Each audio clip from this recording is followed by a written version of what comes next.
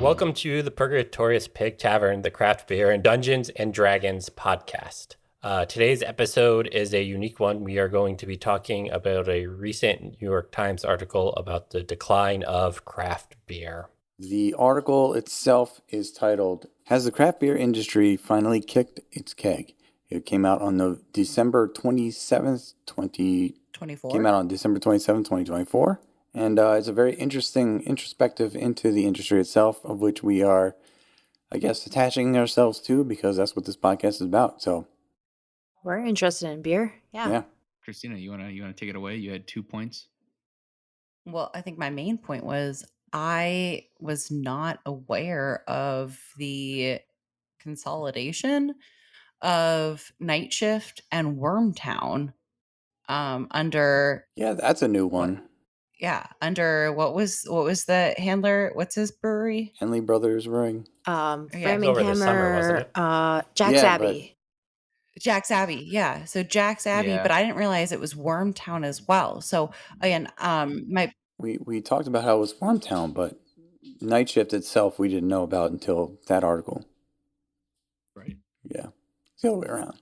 Still, I mean, those are some 3 very, very powerful names in the Boston area for when it comes to breweries. And as much of a shame as it is to see all these breweries closing, I feel like that's going to be a pretty big powerhouse coming in with those 3 huge names, great recipes. So I'm pretty excited about that. I mean, my first take was, yeah, a lot of it is timing. The last 4 years, like the 20s sucked. I think the 20s are just purposely cursed throughout like every single century, but specifically, like, yeah, it's been really tough for, I think, any sort of service-based company trying to get people to get out and spend money. At COVID, you have inflation right now. Like, it's just it's a tough time to be in that space and convince people to spend their money that, or there's dollars that don't carry as much value in a brewery. But I think that there's still a lot of hope because it's pulling together. Like I said, those 3 breweries alone are just so talented, and really, really tasteful. So maybe it'll bring just better combinations, better collaborations because of it. I want to jump in on that collaboration comment real quick. We noticed a few of us were talking during the pandemic when Boston Beer Company bought and combined with Dogfish Head, right? Like that was major news when that happened. It And was. I think they probably saw the writing on the wall before a lot of the smaller places did and decided to pull their resources together to create this mega juggernaut of a brewery, essentially, between Sam Adams, Dogfish Head. I don't know who else is under Boston Beer Company, but it's just It's like a couple others, so yeah, but like they probably saw the writing on the wall and decided to pull resources. And I think you're going to see more and more breweries hopefully doing that to keep their doors open instead of closing.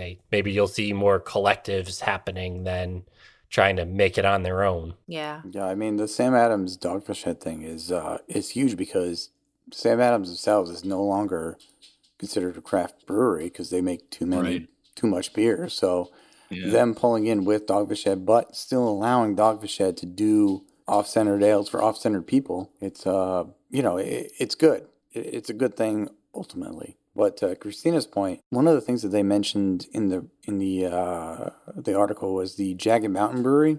And I know you guys are out in the Denver area. Did you guys ever go there? Yeah, we went there once. I remember going there. It was a couple that was owning it. I think it's a couple that they described.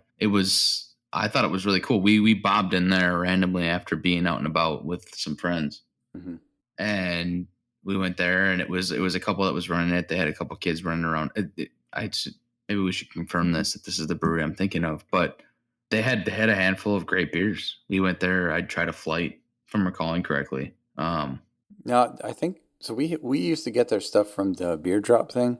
I Yeah. think they were the brewery for the Colorado Rockies for like a year or two. Does that ring a bell? It was pretty good. Pretty good. Pretty good. Or Jagged Mountain, like Pills or Lager or something. Maybe not. Okay, maybe I lied. Maybe I was thinking about a different brewery. Looking at the internal of the bar, it looks a little bit different. Well, that, it could be a different. that brings up another point is how many breweries popped up Yeah. in that era and how hard it is to keep track of like specific breweries. Yeah, no, that's an even better point as well. Yeah. So Eric sent me a really interesting Instagram post that was basically said, This guy and Christina too. yeah, basically, Yeah, I listened to it right before it the was podcast. it kind of hit the nail on the head. As you age, you grow up thinking like, oh, this is having a different experience than maybe what your parents thought they were giving you. So all the parents that brought their kids to a brewery, those kids grew up and are drinking age now. And as the article mentioned, there's not as much foot traffic and younger people drinking. Those are the kids that were brought to breweries as children, and now they think this isn't cool. My parents went here. So I thought that was a really interesting point and kind of hits the nail on the head where if you bring your kid to a brewery, you're probably going to turn them off to supporting breweries in the future. Maybe. It Maybe. depends on how you do it. But I think this drives into what a thought that I've been having for a long time, that I think the only way a really good brewery will survive on its own, but a good brewery who's not the greatest but has a lot of really good beers, maybe not all the time, maybe not everything hits, but the way that you thrive, I think, is by creating the experience. And this is a big thing that we talk about in MBA courses and things like that, where millennials nowadays and millennials and on, we enjoy experiences. So we understand that you can spend money on things. You can spend money on buying yourself a nice TV, and you can put it in your house or your apartment and you can watch things. Yeah, sure. Okay. We all got streaming, whatever. But I would rather leave my house, leave my apartment, and I would rather go to a place where I can have fun with my friends, with my family, with my significant other, whatever, and enjoy that situation for everybody. And I think this is where the value in having food and having a brewery that's also like a brew pub with a restaurant and things like that, I think sets you a bar above, because you're not only just brewing, like you as we've gotten older, when we were younger, in our 20s, going to a brewery was awesome. You just go there, you drink a handful of beers, and well, you drink 2 beers and you get the fuck out of there. And then you go to another brewery, or maybe you just do a destination to that brewery and you drink 2-3 beers and then you go home. Not a lot of food, and a food truck is great, but I think a food truck is like an unknown. Hopefully, you have a schedule online. It'll tell you what food truck is there, but you're kind of banking your experience on drinking a handful of beers and then hoping to eat some food.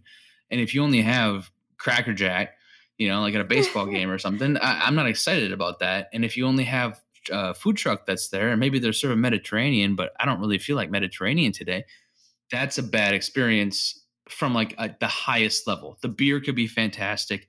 I'm having fun.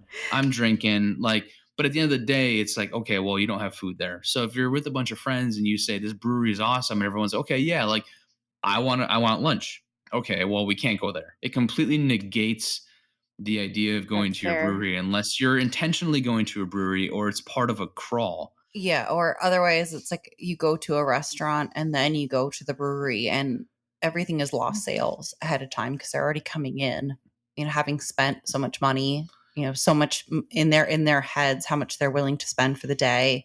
All of that stuff is that you lose basically on all of that. Yeah. And so I think you need to have that restaurant quality, even if it's just 5 items on a menu. You're making chicken wings, French fries, onion rings, and I don't know, something else. A sandwich, turkey on rye. Who cares? Like that's 5 things that you can go and you can have a lunch with that. Granted, you need an additional license for it. That's the tough part. That's the hard part, yes. But you guys bring up a very good point that I glossed over. I didn't talk about this during the Cambridge Brewing section, but one of the things that they did. No. They did do food. Yes, they did do food. But they did do food. They did food very well. And one of the things that they brought in a new head chef at one point, sometime in like the early 2000s.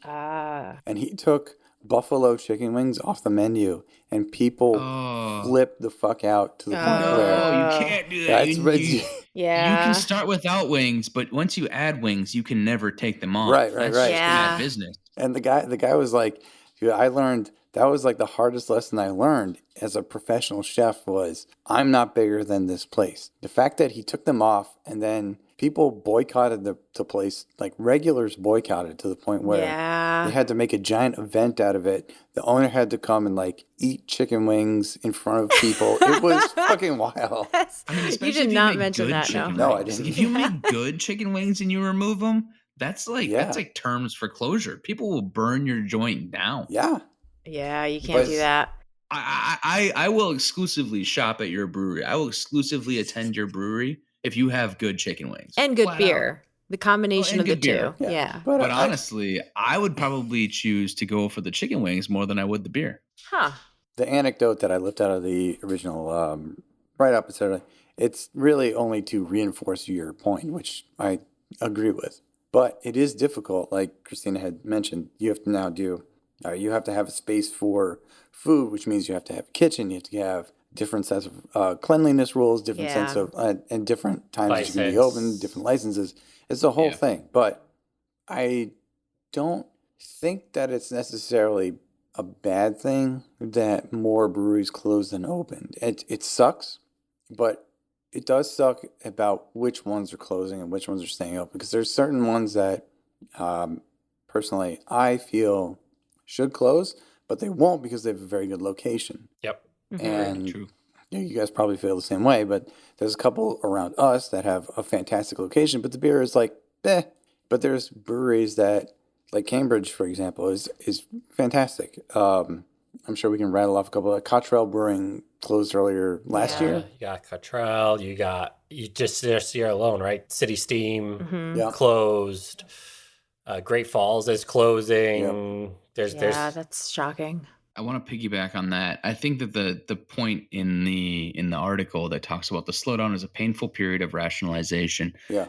There's a painful period of rationalization, and I think that I think there's some truth in this. I think there's some value in this statement in that there's going to be an overcorrection. And I mean, you see a boom in small businesses, you see a boom in craft businesses, you see a boom in crafts. People are like, I want to go and I want to buy this craft thing. I want to be on these websites like Etsy. I want to be on these things like Uncommon Goods, and there was a big boom of that, and then it corrects and says, Mhm. well, Home Depot That's or not these cost other effective. none of these are sponsors, but Home Depot or this company or that, Hobby Lobby, they're going to output something that's similar where you could build it at home and do it yourself. Yeah. I'm not saying that that's intricate to the brew industry, but I think that as brewing gets bigger and there's more releases, people are brewing at home more often. There's more interest in what's going on, but I think that it's going to dial itself back, and it's going to be kind of the battle of those that are significant and those that aren't. And Mhm. significant doesn't necessarily mean that you're brewing the best beer. Significant means that you're creating the best experience, back to what I said before, but also you're getting people in, you're getting people interested, you have good foot traffic. Like the battle of the significance is a series of things that have to happen to make you significant and make you intricate to that society, to that location, to that there's a lot that goes into it. But I think that's a very valid statement, because people are going to be excited about you for a while, but if you're in an inconvenient location or your beer's not that good, or even if your beer is really good, Your landlord but cooperates. it's more of a hassle to get there. Like Yeah. I think about Treehouse quite often, and no, nothing against Treehouse. Treehouse is marketing great. I think what they do is awesome, and they're brewing great beer, and what they're doing has been killing it. So Sponsor us, please. it's not Oh. against them, but another brewery could do that and completely fail, because it's a hard way to take your business. Other Yeah. breweries do. And to your point, a couple. Sorry, I just went on a tangent. No, but I yeah. know, but like there was a point in there that you made, which is like people can do this at home. Like we're making a podcast at home. Like people have the access to do a lot of this at home, and that was what birthed the The craft boom. beer broom. Yeah. Is the fact that more people could brew at home. Like I started a brewery company. It was a flop, but we started it, and we had good recipes for a little bit, but we couldn't get our footing. The more accessible that industry is, in particular, like brewing, it's something that's like, yeah, I enjoy this. I enjoy the product. Like, I'm passionate about it. Like, you're going to get a lot of people that are going to try it because everybody's like, yeah, I'd like to go to a bar. I'd like to go make my own podcast. I could do that. I like to consume. But there is, but Cole brings up a very interesting point, which I've been thinking about recently and I wanted to get into in this segment, which is like Treehouse is a fucking powerhouse, right? They have, I don't know, they have like 6 or 7 locations now. They're huge. Yeah. And they're unstoppable. They're kind of unstoppable. But to the same thing that we saw was Cambridge Brewing, which is they didn't have a succession plan. Like, how many of these breweries are we going to see fade to the wayside because they don't have a succession plan in place? Yeah. Good. Because all these people, like, they're slightly older than us. They're retirement age. They're like, we're done. 8 years old. Yeah. You get, I mean, you've been doing it for 35 years. That's a lot of small businesses right now. And that's a fact of the matter. But back to your point about the 90s breweries that you mentioned in the episode. Yeah. These 90s breweries that were there during that initial boom of the craft brewing industry, they don't have successors. They don't have heirs. They don't have people that want to take it on. They might, though. I just don't know that they planned for it, if that makes sense. Like, if I'm, like, let's say I'm Russian River. I started in like 1991, 1992, 93, whenever they started. Like, they are powerhouse. You got to have some succession plan in place, because when the guy who's like, yo, I'm retiring because I've been doing this for 50 years. I need to stop. Somebody's got to take that over. Like those recipes, like these, like Castle Island came and said, all right, we'll take CBC's some brews over, but it's not the same as being CBC. Yeah. Like, they don't have the same iconic storefront, basically. Yeah. It's not name recognition. They don't have the mural on the wall. Who's going to preserve the mural on the wall that's like going to the wayside right now? Yeah. So similarly, the history for the Wisconsin crew, MKE Brewing having to shut their doors. Right. And Eagle River taking over, same situation. Yeah. Yeah, it's not the same, right? Like, yeah, it is the same, but it's not. Like, you get the same beer, but you don't get the same experience. I think maybe that might be a generational thing, though, too, where your kids aren't taking over your business as much as they used to be. So if you have children, they're going off and doing their own thing. And I think we're going to see, like, outside the brewery industry, just a lot of small businesses fold as a result of not... Or being sold. Or being sold off, into conglomerates as a result of, like, not having the generational... And you see this in restaurants happening a lot more often, too. And just, there's no generational handoff anymore. So... you're ending these, like, legacies of businesses. Right. So people like us who are stuck in the middle, the elder millennials, who get used to something and then, I don't know, it's not there anymore. Yeah. Then it's gone. I would like to say, we're in though, flux. Like from these that RCA one cables. Instagram reel you mentioned, the guy who he blamed it on the parents. Ah, I believe you're it. Also I assuming, believe it. You're also assuming that people don't want to be like their parents. Like, I'm sorry, I take my kid to a brewery, I'm probably pretty cool.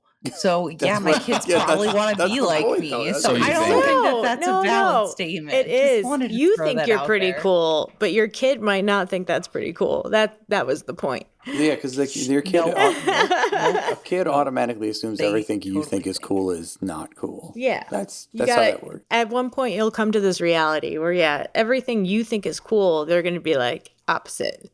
They're going to have that reaction.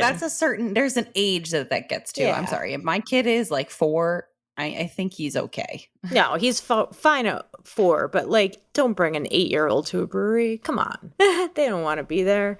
They want to be hanging with their friends. They're going to live through it. There's one a brewery we went to outside Chicago with my brother, and they had all sorts of games. They had like pinball machines, and it was a cool place for kids. That is not the norm, though. Like, prime example, I went to a brewery up in Boston with a bunch of friends, and we were at a table, and there was a table of kids, all under 13, next to us. Their parents weren't paying 2 shits attention to them. And we're just here playing Cards Against Humanity. Yeah. Being crass, because we're all adults, next to these kids. You think, like, that's those kids want to come back to a brewery in the future? No. Probably. Only if you let them play Cards Against Humanity. No, boisterous adults. Basically, It'd they're be seeing crass. the boisterous adults around them, and they're being like, "Oh, I don't want to be around these kind of people." Yeah, I think you have to pick and Yeah. choose breweries, locations if you do bring kids Yeah. there, right? Yes, there's going to be exceptions, but Yeah, but that goes back to the original point of this Experience. whole article is that you got to pick and choose your location as a brewery. yeah, Like Awesome. yeah. like we hinted on earlier, there are places that don't have the greatest beer but have a great location Yes. and Mhm.